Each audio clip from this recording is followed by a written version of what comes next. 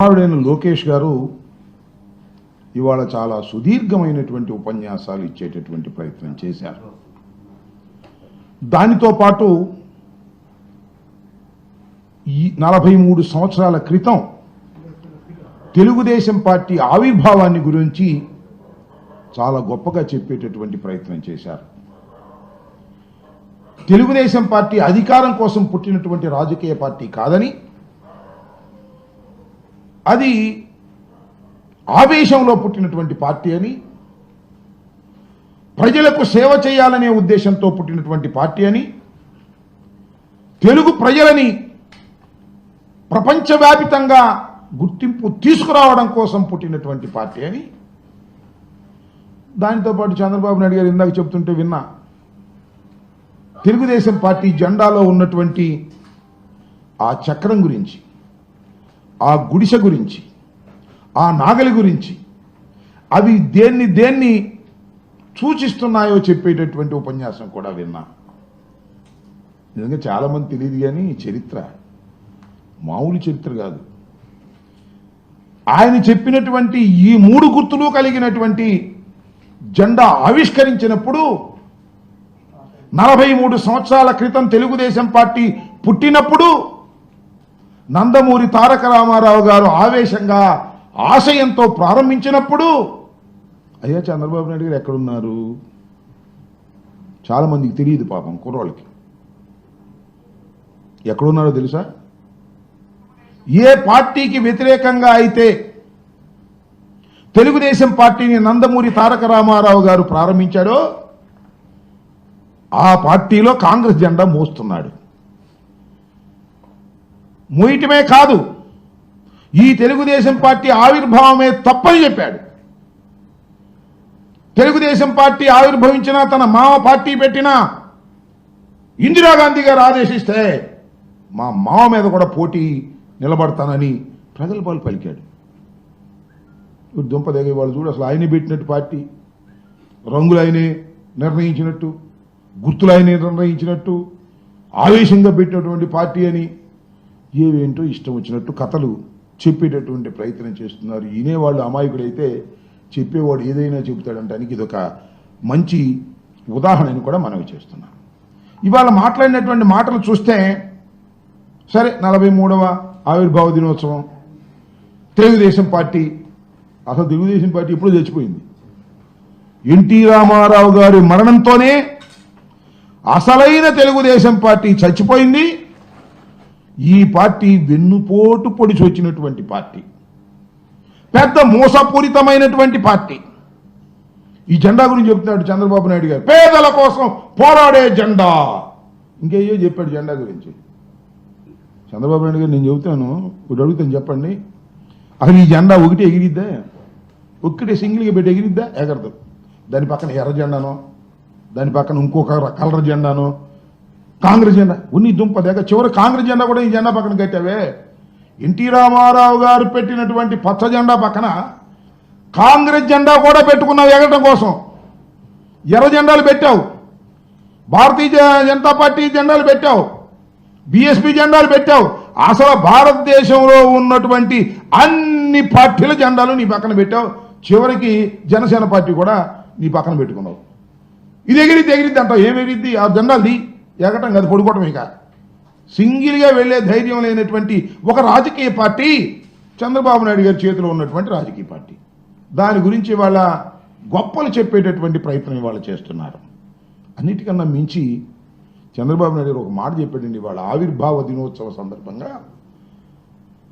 ఒక గొప్ప మాట చెప్పాడు. అదేంటో తెలుసా? సూపర్ 6 చేయాలనుకున్నాం. బయట నుంచి చూసినప్పుడు సూపర్ 6 చేసేద్దాం అనుకున్నాం. లోపలికి వెళ్ళి చూస్తే సూపర్ 6 చేయలేకపోతున్నాం.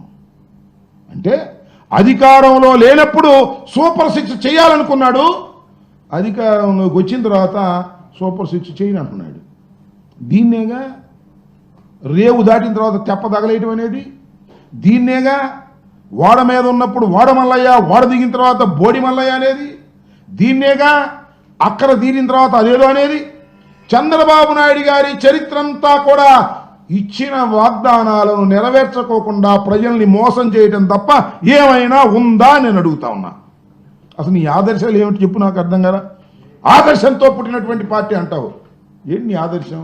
ఊసలు వెళ్ళి ఆదర్శం, ఎవరితో అయినా జత కడతావు, ఎవరితో అయినా వెళ్ళిపోతావు, ఏ ఘాతుకానికైనా పాల్పడతావు. అధికారమే పరమావధిగా ఇవాళ ఎన్టీ రామారావు గారు పెట్టినటువంటి రాజకీయ పార్టీని నడుపుతున్నటువంటి వ్యక్తి నారా చంద్రబాబు నాయుడు. అధికారం ఇంకేం అవసరంలా. నేను చూసానయ్యా, మీరు వెళ్ళారో లేదో, ఇవాళ చాలామంది కార్యకర్తల గురించి మాట్లాడాడు. అంతకుముందే కార్యకర్తలు కాగితాలు తీసుకొస్తున్నారంట. ఆగనే కార్యకర్తలు ఇస్తాం కదా తొందరపడితేలాగా అని డబ్బా ఇస్తున్నాడు. ఇది కార్యకర్తల పార్టీ. కార్యకర్తల పార్టీనా? శాశ్వతంగా ఉండాలండి ఈ పార్టీ. ఎందుకోసం ఉండాలి శాశ్వతంగా? మీ అబ్బాయి కోసం ఉండాలి శాశ్వతంగా. అసలు ఏంటి నాకు అర్థం కాల. చంద్రబాబు నాయుడు గారు, మీరు 4వసారి ముఖ్యమంత్రి అయ్యారు, ఇన్ని సంవత్సరాలు పరిపాలన చేశారు, మీ చరిత్ర ఏంటి? మీరు చెబితే, మిమ్మల్ని గుర్తు చేసుకుంటే, మీరు ఇన్ని సంవత్సరాలు పరిపాలన చేసినందుకు అరే చంద్రబాబు నాయుడు గారు ఇది బ్రహ్మాండమైన పని చేశాడరా అని ఒకటి చెప్పండి నాకు. అదేమంటే హైటెక్ సిటీ అంటాడు మాట్లాడితే. హైటెక్ సిటీ ఆయన గడిచేది ఏంటి నాకు అర్థం కాల. హైటెక్ సిటీ చరిత్ర తెలిస్తే అర్థమైంది. అది ఎన్ జనార్దన్ రెడ్డి గారి టైంలో ఫౌండేషన్ వేశారు. ఇది కట్టే సమయానికి ఆయన ముఖ్యమంత్రి అయ్యాడు. ఇంతే, అంతకు మించి ఏమీ లేదు. దేశవ్యాపితంగా వచ్చినటువంటి మార్పుల్లో ఐటీ వచ్చింది. దానికి నేనేనంటాడు జెండా పుచ్చుకుని. ఐటీని అభివృద్ధి చేసింది నేనంట, ఈ లేకపోతే ఐటీ లేనట్టుగా. ఏది ఒక్కటి చెప్పు. రాజశేఖర రెడ్డి గారు నీకన్నా తక్కువ కాలం పనిచేశాడు ఈ రాష్ట్రానికి ముఖ్యమంత్రిగా, 5 సంవత్సరాలు 3 మాసాలు. ఈ లోపల హఠాత్తుగా చనిపోయాడు. ఆయన చెబితే అనేకమైనటువంటి కార్యక్రమాలు గుర్తొస్తాయి. ఫీజు రియంబర్స్మెంట్, ఉచిత విద్యుత్తు, 108, 104, ఇలా అనేకమైన గొప్ప గొప్ప కార్యక్రమాలు గుర్తొస్తాయి. అలా చంద్రబాబు నాయుడు గారి పేరు చెబితే ఒకటే గుర్తొచ్చింది. తెలుసుగా ఏంటో? వెన్నుపోటు తప్ప ఏం గుర్తురాదు. మోసం చేయటం గుర్తొస్తుంది. ఈ పార్టీతో జత కట్టడం, ఆ పార్టీని తోసేయటం. బీజేపీతో జత కట్టాడు, బీజేపీని తోసేశాడు, మళ్ళీ బీజేపీతో జత కట్టాడు, మళ్ళీ అవసరమైతే బీజేపీని తోసేస్తాడు. జనసేనతో జత కట్టాడు, ఇంకా తోసేయలేదులే, అవసరమైతే తోసేస్తాడు. ఇక ఇది ఈ పార్టీ కాదు ఇంకో పార్టీ దొరికిందంటే దాన్ని తోసేస్తాడు. ఇలాంటి నీచమైన చరిత్ర కలిగి ఏదో బతికిస్తున్నాడు పార్టీని అధికారంలోకి తీసుకురావడం కోసం. వాడి జెండా వీడి జెండా పట్టుకుని బతికించేటటువంటి దౌర్భాగ్యమైనటువంటి రాజకీయాలు చేస్తూ ఇవాళ గొప్ప గొప్పగా చేసేటటువంటి కార్యక్రమాలు చెప్తున్నాం అనేటువంటి మాటలు మాట్లాడుతున్నాడు. ఇవాళ ఇంకో మాట చెప్పండి, P4 అంట. అదేంటో నాకు అర్థం కాదు. ప్రజలతో పార్ట్నర్షిప్ అంట. అంటే ముందేమన్నాడు? సంపద సృష్టిస్తా. అసలు సంపద సృష్టించడం ఏంటో నాకు తెలుసు. మీరు అధికారం ఇవ్వండి, సంపద గుట్లుగా సృష్టించి మారేస్తా. పారేడు కదా, ఏం కావాలి చదివి తెచ్చి ఇచ్చేస్తా. సూపర్ 6, సూపర్ 7 అడిగిన అన్ని ఇచ్చేస్తా. తమ్ముళ్ళు ఏం కంగారు లేదు అన్నావు. అధికారంలోకి వచ్చావు, ఇప్పుడు అడుక్కునే బాబు. ప్రజల దగ్గరికి వెళ్ళి చందాలు కావాలి. మీకు గుర్తుందిగా, చంద్రబాబు నాయుడు అమరావతి పెట్టినప్పుడు హుండీలు పెట్టాడు. ఇటకరాలు ఇవ్వమన్నాడు, చందాలు ఇవ్వమన్నాడు. సర్వనాశనం చేశాడు ఆ అమరావతిని. ఇవాళ కూడా బాగుపడుతుంది అనుకున్నారా? ఏం బాగుపడదు. పాపం ఆయన భార్య మాత్రం 2 గాజులు 3 గాజులు ఇచ్చింది. ఆ తర్వాత మొత్తం దోచుకునే కార్యక్రమం. మళ్ళా 26,000 కోట్లు అంటున్నాడు. మళ్ళా దానిలో దోచుకునే కార్యక్రమం. దాన్ని కూడా పరిపూర్ణంగా చేయడు. దేన్ని పరిపూర్ణంగా చేసేటటువంటి శక్తే లేదు. అయిపోతే మాత్రం నా వల్ల అయింది అంటాడు అంతే.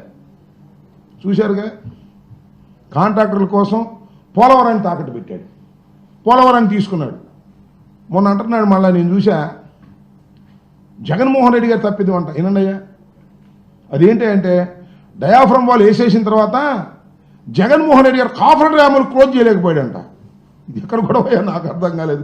ఎవరిని అడిగినా చెప్తాడు కాస్ట్ ఇంజనీర్ని. అసలు కాఫర్ డ్యాములు కంప్లీట్ కాకోకుండా డయాఫ్రమ్ వాల్ వేయడానికి వీల్లేదయ్యా బాబు అంటే జగన్మోహన్ రెడ్డి గారు వచ్చి కాఫర్ డ్యాములు క్లోజ్ చేయలేదు అంటాడు. నాకు అర్థం కాదు. వెనకది ముందు వెనకది. అదేమంటే మేధావి, అపర మేధావి, మాట్లాడటానికి వీల్లేదు.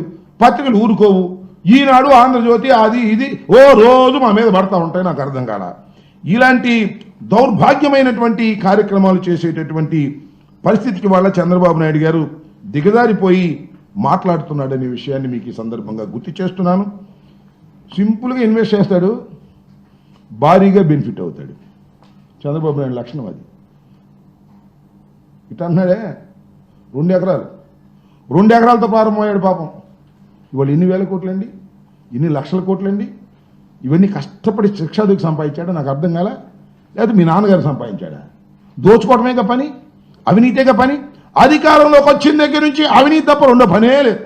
దోచుకోవటం, దోచుకునే కొత్త కొత్త మార్గాలు అన్వేషించేటటువంటి కార్యక్రమం. ఏమి నీ చరిత్ర? హైదరాబాద్ టక్కన దొరికిపోయావే, క్యాష్ ఇస్తా ఎమ్మెల్సీకి. ఇవాళ ఈ దేశంలో, భారతదేశంలో ఆంధ్రప్రదేశ్ అంత ఎక్కువ ఖర్చు ఎన్నికలకు అవుతుంది అంటే చంద్రబాబు నాయుడు దానికి కారణం. ఆయన డబ్బులు దోచుకోవడం, జనానికి పంచడం, ఎన్నికల్లోకి వెళ్ళటం అనేటువంటి ఒక దుష్ట సాంప్రదాయాన్ని అతి వేగంగా తీసుకొచ్చినటువంటి వ్యక్తి నారా చంద్రబాబు నాయుడు గారు అనేది ఈ సందర్భంగా నేను మనవి చేస్తున్నాను. సరే, చంద్రబాబు నాయుడు గారు ఎట్లా ఉంటే వాళ్ళ అబ్బాయి ఉండడం ఇంకో ఆయన లోకేష్ గారు. అనుభవం ఉందో లేదో నాకు తెలియదు, అర్హత ఉందో నాకు తెలియదు, కానీ చంద్రబాబు నాయుడు గారు కుమారుడు కాబట్టి అడ్డగోలుగా వచ్చి మంత్రి అయ్యాడు, పరిపాలన చేశాడు. డామును మునిగిపోయింది, ప్రభుత్వం పడిపోయింది. మళ్ళీ మంగళగిరిలో గెలిచాడు. మొన్న గాలిలో 3 జెండాలు 4 జెండాలు పట్టుకోవటం వల్ల గెలిచాడు, మళ్ళీ మంత్రి అయ్యాడు. ఇవాళ విర్రవీగుతూ ఉన్నాడయ్యా దుంపదేగా. ఇవాళ చూసి నేను మాట్లాడుతాను, రెడ్ బుక్, ఎక్కడికి వెళ్ళినా రెడ్ బుక్ అంటే చర్చ జరుగుతూ ఉంది. బాగానే ఉంది. రెడ్ బుక్ చూస్తేనంట కొందరికి గుండె జబ్బు వస్తుందంట, కొందరేమో బాత్రూంలో పడి చేతులు ఎడగొట్టుకుంటున్నారంట. వ్యంగ్యం రాజా, భలే వ్యంగ్యం మాట్లాడతావు రాజా నువ్వు. అంటే రెడ్ బుక్ చూసి మా నానికి గుండె జబ్బు వచ్చిందంట, కొడాలి నానికి. రెడ్ బుక్ చూసి మా పెద్దిరెడ్డి గారు బాత్రూంలో పడిపోయాడంట. అదేగా నీ అర్థం? రాజా, లోకేష్ బాబు, పసిరాజా, గుర్తుపెట్టుకో. మీ నాన్నగారు స్కిల్ స్కామ్ కేసులో వెళ్ళాడుగా జైలుకి, రాజమండ్రి. కోర్టులోకి వెళ్ళి రిమాండ్ ఇవ్వడానికి లేదని ఇవాళ 2,86,00,000 పే చేసినటువంటి లోద్రాన్ని తీసుకొచ్చారుగా, ఆర్గ్యూ చేశాడుగా మఫ్సల్ కోర్టులో, సిఐడి కోర్టులో. సాక్షాత్తు ఢిల్లీ నుంచి స్పెషల్ ఫ్లైట్లో వచ్చి ఏసీబీ కోర్టులో ఆర్గ్యూ చేశాడు. చంద్రబాబు నాయుడు గారిని రిమాండ్కి పంపడానికి వీల్లేదు, రిమాండ్ తిరస్కరించండి అని. అయినా కోర్టు వారు, న్యాయస్థానం, జ్యుడిషియరీ సాగనంపారు. కోర్టుకు వెళ్లాల్సిందేను, జైలుకి వెళ్లాల్సిందని. వెళ్ళిన తర్వాత రాజా, లోకేష్, మీ నాన్న పాటలు ఏం పడ్డారయ్యా, దద్దురు అన్నారు. దద్దుర్లు కింద దాకా వెన్నుపూసు కింద దాకా వచ్చేస్తున్నాయి అన్నారు. రాత్రిపూట దోమలు కొడుతున్నాయి అన్నారు. అంతేకాదు శరీరంపై పొక్కులు ముడుస్తున్నాయి అన్నారు. మాకు తెలియదు, మీరన్న మాటలే మీడియాలో. మా నాన్నగారికి శరీరం మీద పొక్కులు ముడుస్తున్నాయండి అన్నారు. అంతేకాదు 750 మంది డ్రగ్స్ తీసుకునేటటువంటి ఖైదీలు ఉన్నారు, దానిలో మా నాన్నగారికి ప్రాణానికి ప్రమాదం అన్నారు. ఉనికిపోయారు. ఇది ఒకటే తక్కువ. మరి ఇవాళ మాట్లాడుతున్నావు, అధికారం వచ్చేటప్పుడు నువ్వు మాట్లాడుతున్నావు. ఎవరిని? మా నానిని, మా పెద్దిరెడ్డి గారిని. అహం, అంత అహం పనికిరాదు రాజా. ముందుంటది ముసళ్ళ పండగ. భగవంతుడు అన్నీ చూస్తూనే ఉంటాడు. ఇవాళ నువ్వు విర్రవీగి ఎర్రబుక్కు గురించి మాట్లాడుతున్నావే. ఇవాళ రాస్తున్నారు అందరూ, ప్రతి ఊళ్ళోనూ బుక్కులు రాస్తున్నారు. వాళ్ళు టక టక టక రాస్తున్నారు బుక్కులు. అందరు బుక్కుల్లో నీ పేరే లోకేష్ రాజా అని రాస్తున్నారు. తొందరపడమాక. భగవంతుడు ప్రజాస్వామ్యం చూస్తూ ఊరుకోదు. ఎగతాళిగా గేలి చేసేటటువంటి కార్యక్రమాలు చేస్తే, ఆవిర్భావ దినోత్సవాన్ని మర్చిపోయి ఎగతాళి దినోత్సవంగా మార్చేసేటటువంటి కార్యక్రమాలు చేస్తే కాలం సహిస్తూ ఊరుకోదు, ప్రజలు సహిస్తూ ఊరుకోరు. తెలుగుదేశం పార్టీకి పనిచేసిన వాళ్ళు, అయ్యా మాకు పదవులు కావాలని తిరుగుతున్నారు, కాగితాలు ఇస్తున్నారు, వాళ్ళ సంగతి చూడవయ్యా అంటే ఏం కాదు. కక్ష సాధింపులే ప్రధాన ధ్యేయంగా ఇవాళ నడుపుతా ఉన్నారు. మీ ఆవిర్భావ దినోత్సవం రోజు కూడా మేము సూపర్ 6 చేయము, ఇచ్చిన వాగ్దానాలు నెరవేర్చము, కానీ ఎవరన్నా మాట్లాడితే లోపలేస్తాం, ఎవరన్నా సోషల్ మీడియాలో మాట్లాడితే కేసులు పెడతాం. కోర్టులు ఏ విధంగా స్పందిస్తున్నాయో చూడమని మనవి చేస్తున్నా. మా ప్రేమ్ కుమార్ని అరెస్ట్ చేసినందుకు కోర్టు వారు ఏ విధంగా వార్నింగ్లు ఇచ్చేటటువంటి పరిస్థితి వచ్చిందో ఆలోచించమని మనవి చేస్తున్నా. కాబట్టి మీ రెడ్ బుక్ రాజ్యాంగం కానీ, లేదా మీరు ఇచ్చినటువంటి వాగ్దానాలను అమలు చేయకోకుండా పారిపోయేటటువంటి ఒక పిరికి బందల్లాగా, మోసగాళ్ళలాగా వ్యవహరిస్తున్నటువంటి మీకు 43వ ఆవిర్భావ దినోత్సవం మీది కాదు. పాపం నందమూరి తారక రామారావు గారిని, వారిని అతి దారుణంగా వెన్నుపోటు పొడిచి లాక్కుని ఇవాళ కబ్జా చేసి మీ ఇద్దరు మాట్లాడుతూ ఉన్నారు. ఇలాంటి దుర్మార్గమైనటువంటి పార్టీకి రాబోయే కాలంలో కాదు ఎప్పుడైనా సరే ఛాలెంజ్ చేసి చెప్తున్నా, సింగిల్గా వస్తే నీకు లేదు. వాడి భుజాల మీద వీడి భుజాల మీద ఎక్కడమో, వాడు కాబట్టి వీడిని వాడుకోవటం, వీడి కాబట్టి వాడు వాడుకోవటం, ఇట్లా అవకాశవాద రాజకీయాలతో బతుకుతున్నది ఆ పచ్చ పార్టీ తప్ప స్ట్రైట్గా వస్తే బతికే పార్టీ కాదు అది. అది ఒక సత్తా లేని పార్టీ. ఊరికి అధికార మదంతో వాపు చూసి బలం అనుకునేటటువంటి రాజకీయ పార్టీ తప్ప శక్తిహీనమైనది ఈ రాజకీయ పార్టీ. 43వ ఆవిర్భావ దినోత్సవాన్ని తీసుకుని 44వ ఆవిర్భావ దినోత్సవానికి ప్రవేశిస్తున్నటువంటి మీ పార్టీ ఒక పేక మేడ లాంటిది. ఎవరిదైనా పడిపోద్దనే విషయాన్ని గుర్తుపెట్టుకోండి.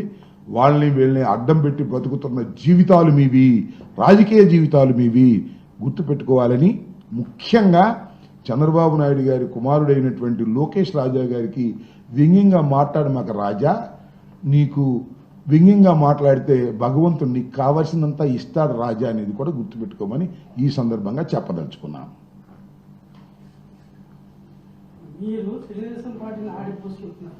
ఆడిపోసుకున్నావా? అది కాదు, తెలుగుదేశం పార్టీని ఆడిపోసుకున్నట్టు దీనిలో ఒకటి తప్పు చెప్పమన్నా లోకేష్ రాజాని. నేను చెప్పింది అసలు చంద్రబాబు నాయుడు ఈ పార్టీ పెట్టినప్పుడు ఎక్కడ ఉన్నాడు అని చెప్పండి సార్. లోకేష్ లేడు అనుకో అసలు. అప్పుడు ఇతను ఎక్కడున్నాడు, ఏ పార్టీలో ఉన్నాడు? నేను ఆడిపోసుకుంది ఏంటి? మేము కూడా ఇంకో పార్టీతో జత కడతాం లేదు, తర్వాత సంగతి. మా జెండా గొప్పది, రెపరెపలాడుతుంది, పేదల కోసం పోరాడుతుంది, అధికారంలోకి వచ్చింది. ఎప్పుడు అసలు ఒక్క మాట చెప్పు నాకు, ఎప్పుడైనా మరొక పార్టీతో జత కట్టకోకుండా తెలుగుదేశం పార్టీ అధికారంలోకి వచ్చినటువంటి సందర్భం ఏది చెప్పు ఏంటి? చంద్రబాబు నాయుడు గారిని అడుగుతున్నా. ఎప్పుడు ఎవడొకడిని 2 సంఖ్యల్లోనూ 2 కర్రలు పెట్టుకుని నడవడం తప్ప సొంతంగా నడవగలిగిన శక్తి చంద్రబాబుకు ఉందా, వాళ్ళ అబ్బాయికి ఉందా? ఏ పవన్ కళ్యాణ్ భుజం మీదో, లేకపోతే ఆ భారతీయ జనతా పార్టీ భుజం మీదో, ఈ రెండు కాకపోతే సిపిఐ సిపిఎం భుజం మీదో, ఇవన్నీ కాకపోతే కాంగ్రెస్ భుజం మీదో ఎక్కడం తప్ప నీకు అసలు సొంతంగా నడిచే శక్తి ఉందా? ఎందుకు ఊరికి అధికారం ఉందని డప్పాలు కొట్టుకునే కార్యక్రమం తప్ప నేను చెప్పిన దానిలో ఏముంది? నేను ఎక్కడ ఆడిపోసుకున్నాను, ఎక్కడ అవాస్తవం చెప్పాను చెప్పమని అడుగుతా ఉన్నా. ఇంకా ఓకే.